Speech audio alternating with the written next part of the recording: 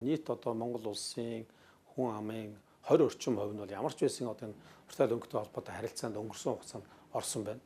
За тэгэхээр тухайн үед орохдоо болохоор виртуал өнгө гэдэг нь ямар одоо ангилд байдгийг гэдэг тодорхойлтыг сайн мэдхгүйгээр орсон.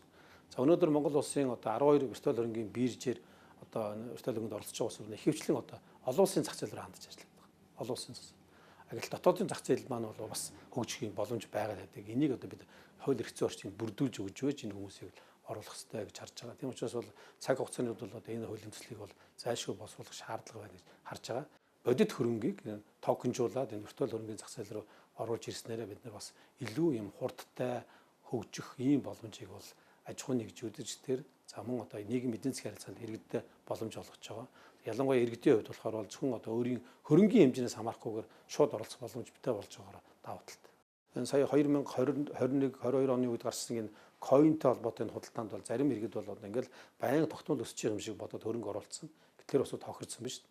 А тийм учраас бид нар энэ хүмүүсийг энэ виртуал хөрөнгө гэдэг чинь ийм одоо ангилалтай байдаг юм аа. Энэ цаана ийм эрсдэлтэй байдгийн. Энэ нь бол одоо ийм тодорхой энэ эрсдлийг наахнаар ийм тодорхой шаардлагууд тавьж байж иймэрхүү койны харилцаа явагдах ёстой.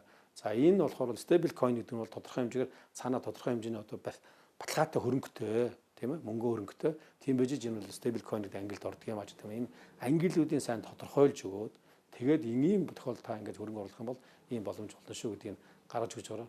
Нөгөө талаас иргэдийнхээ одоо хохирох байдлыг нь багасгаж өгч байгаа тийм ээ. А тэгээд одоо найдвартай бас тодорхой мэдээлэлтэй хөрөнгө оруулах боломжийг хуулиараа олгох ч өгстэй гэж бодож байгаа.